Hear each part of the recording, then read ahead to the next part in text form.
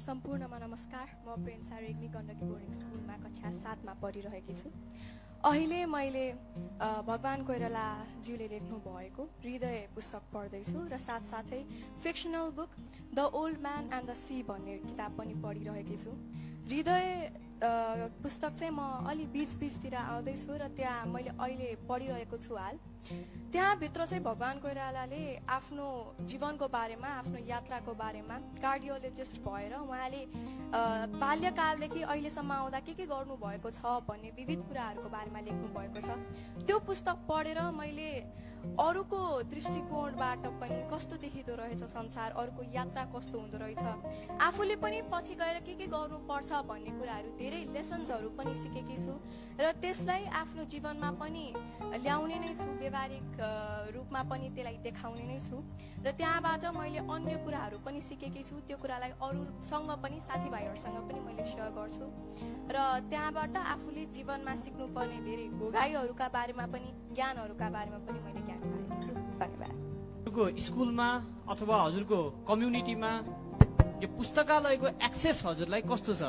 हजुरले आफूले खोजेको किताबहरू सहजै हजुरले पढ्न सक्ने वातावरण छ कि हजुरले बुकसपहरूबाट किनेरै पढ्नुहुन्छ कि त्यो बारेमा चाहिँ यहाँ भनिदिनुहोस्।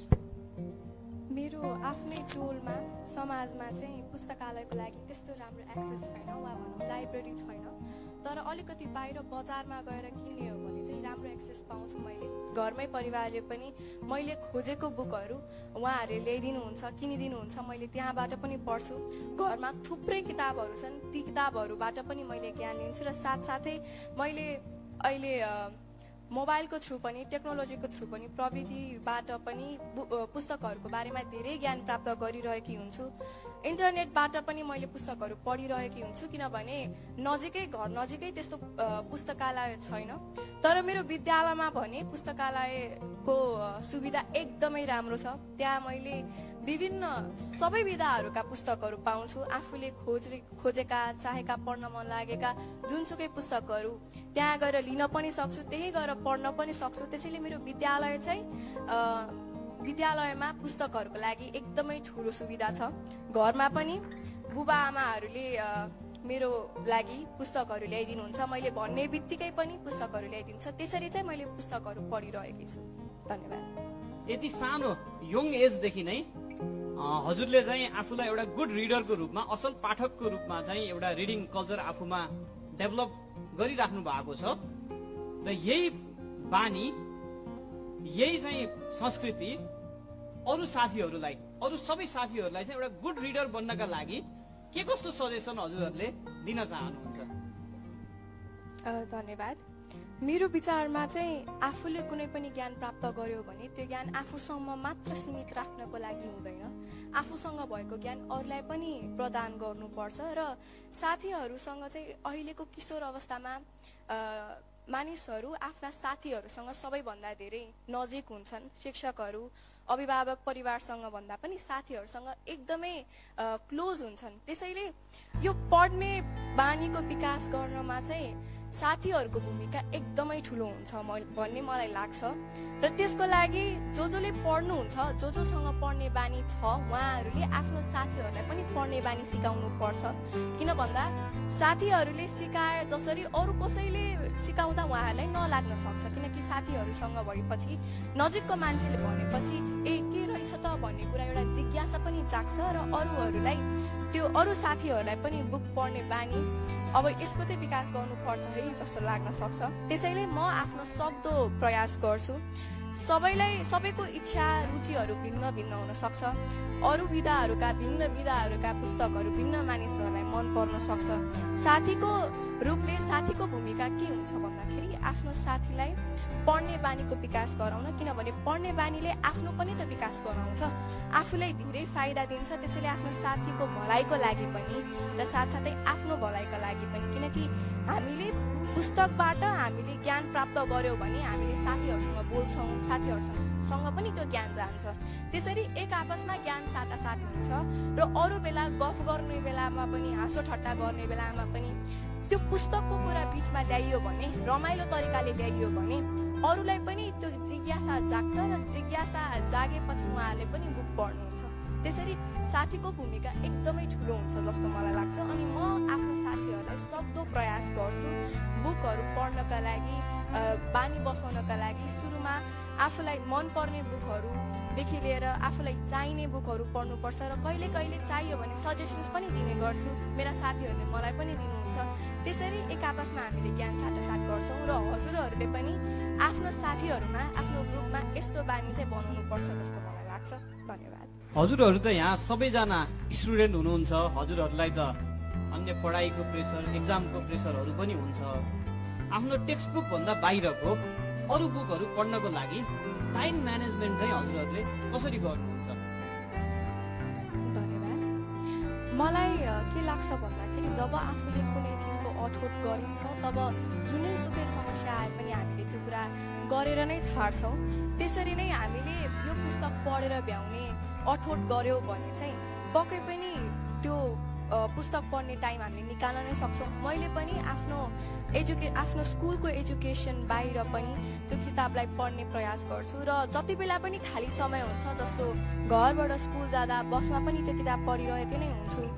कुनै अरू बेला खाली समय भयो भने, एक्लो भए भने, कोठामा एक्लै छु, गर्नलाई केही काम छैन भने पनि पढ्छु र आफूले यो किताब यति बेलासम्म पढेर भ्याउनु छ है भने त्यो अठोटिए भने जसरी पनि मैले त्यो किताब पढेर नै सक्छु।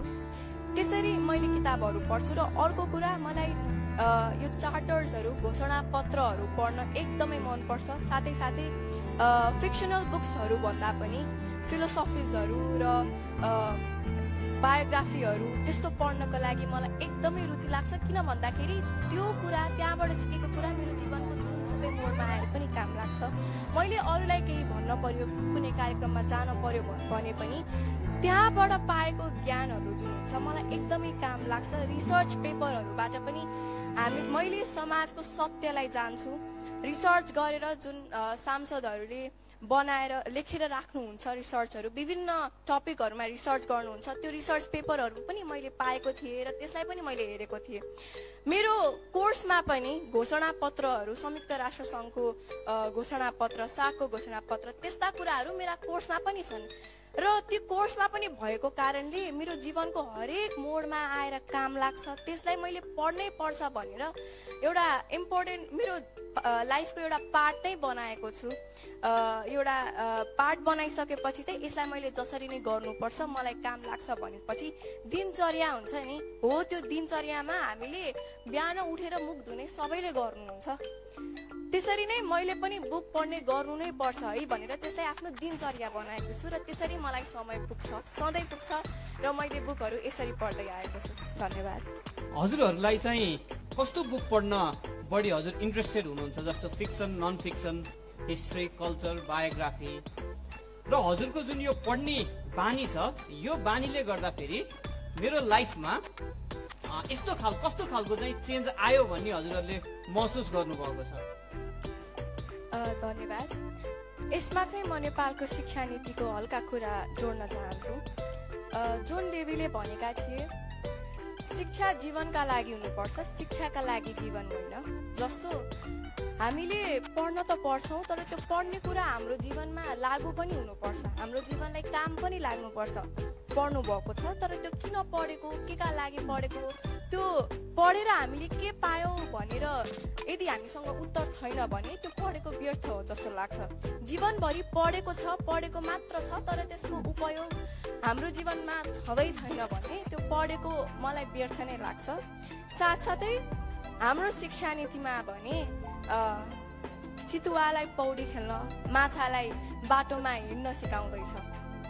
अब हाम्रो शिक्षा नीति कस्तो हुनुपर्छ भन्दाखेरि माछालाई पौडी खेल्न, चितुवालाई भाग्न, चरालाई उड्ने खालको शिक्षा नीति हुनुपर्छ जस्तो मलाई लाग्छ। तर नेपालमा त्यस्तो शिक्षा नीति छैन। बालबालिकाहरूको चौतर्फी विकासका लागि, आफ्नो प्रतिभालाई अझ निखार्नका लागि अरू पुस्तकहरू पनि पढ्नुपर्छ जस्तो मलाई लाग्छ। यही शिक्षा नीति राम्रो नभएका कारण देशमा धेरै समस्याहरू पनि आएका छन्। त्यसैले अब विद्यार्थीहरूले आफै पनि आफ्नो रुचिलाई निखार्ने खालका, आफ्ना जीवनमा काम लाग्ने खालका पुस्तकहरू खोज्नुपर्छ र ती पुस्तकहरूलाई पढ्नुपर्छ जस्तो मलाई लाग्छ। मेरो कुरा गर्ने हो भने मैले फिलोसफिजहरू पढ्न धेरै रुचाउँछु, दर्शन, किनभने फिलोसफीले हाम्रो जीवन पद्धति, जीवनशैली र जीवन स्तरलाई बढाउँछ, राम्रो बनाउँछ, हामीलाई जीवनमा केही सिकाउँछ। साथै बायोग्राफीहरू पनि, बायोग्राफीहरूले हामीले जीवनमा कसरी सफल बन्ने त, कसरी एउटा क्षेत्रमा सफल हुन छ, एउटा क्षेत्रमा लाग्न छ भने आफूलाई आइडल मान्ने महान व्यक्तित्वहरूको बायोग्राफी पढेर के मिस्टेक्सहरू, के गल्तीहरू गर्न हुँदैन, के कामहरू आफूले गर्नुपर्छ, कसरी त्यो हाइटसम्म पुग्न सकिन्छ भन्ने कुरा थाहा पाउनको लागि म बायोग्राफी पढ्छु। साथै आफूलाई अपडेटेड राख्नका लागि म न्युज पेपरहरू पनि पढ्छु, पत्रिकाहरू, म्यागजिनहरू पनि पढ्न आवश्यक छ।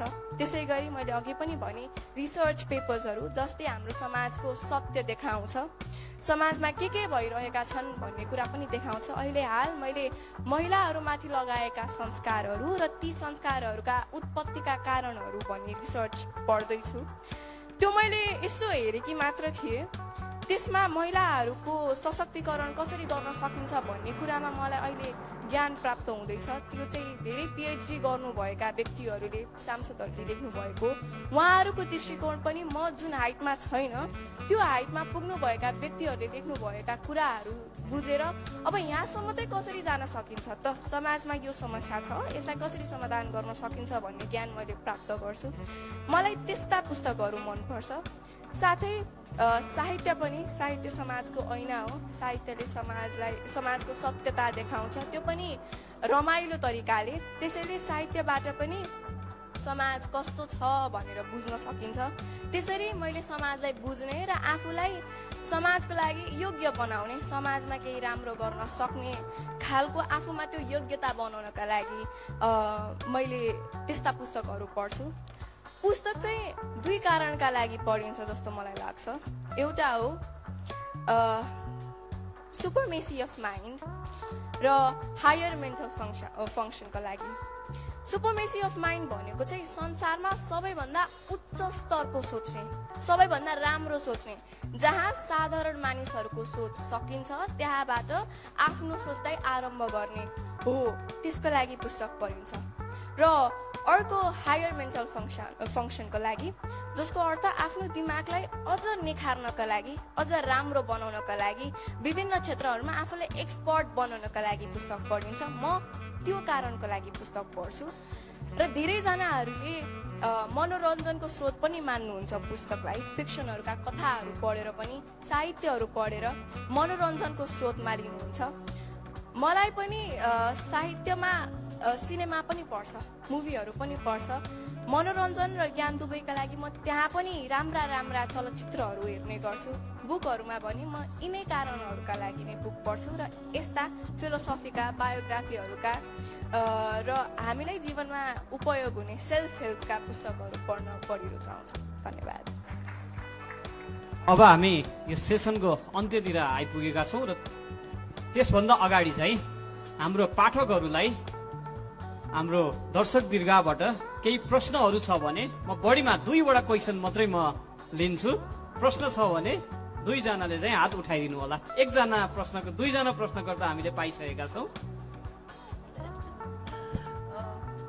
भेरी इम्प्रेसिभ है तपाईँहरूको। हामीलाई अहिले यो देशमा सबैले एकदम पेसिमिजम होइन, यो देश बन्दैन भनिरहेको सुन्दा वाक्क परेको बेलामा यी युवा युवतीहरूले जुन प्रस्तुत गर्नुभयो, साँच्चै भन्यो भने त हामीलाई त धेरै नै उत्साह, एउटा फ्युचर होप रहेछ भन्ने चाहिँ नि तपाईँहरूले दिनुभएको छ।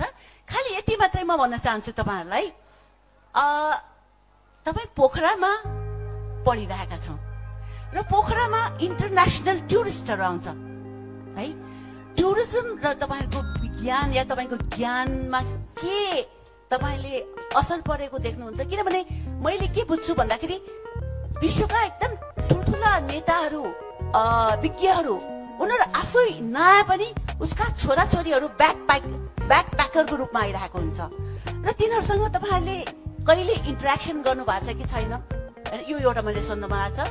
दोस्रो, नेपाल लिटरेचर फेस्टिभल पोखरामा हुनु भनेको तपाईँहरूको दिमागमा टनिक भरेको छ र त्यो टोनिक तपाईँले प्रत्येकचोटि फेस्टिभल हुँदाखेरि बढी भन्दा बढी टोनिक खानुपर्छ भन्ने मेरो तपाईँहरूलाई सुझाव दिँदै धन्यवाद दिन चाहन्छु। धेरै धेरै धन्यवाद हजुरको प्रश्नको लागि। मलाई चाहिँ पर्सनली अरू मान्छेहरूसँग खास गरी स्ट्रेन्जर्सहरूसँग नचिनेको मान्छेहरूसँग कुरा गर्न एकदमै रमाइलो लाग्छ र धेरैचोटि फ्लाइटमा पनि त्यसै ऱ्यान्डमली स्ट्रिट्सहरूमा हिँडिरहेको बेला पनि म धेरै टुरिस्टहरूसँग भेटेको छु।